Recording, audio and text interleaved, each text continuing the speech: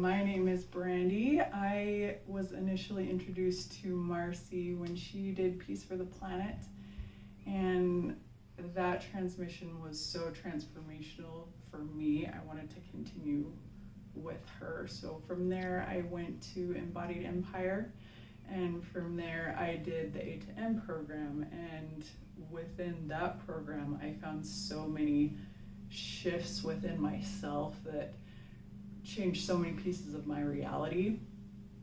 And I really wanted to work with her in her personal space and go even deeper. And that's definitely what has come from this experience here.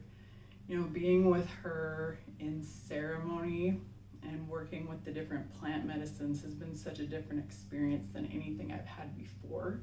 In working with plant medicines, there's so much more freedom and play and expression that's welcomed in her space, and she just brings such magical energy and these amazing codes that just transform everything within me. Like everything that I went through in each of my journeys, she would have something that she would anchor into me immediately before I even said anything to her about it. So her ability to tap in is just so on point, and I have never worked with another mentor that's able to do things in that way. So if you have any questions at all about working with her, I would say go for it, because she is truly incredible.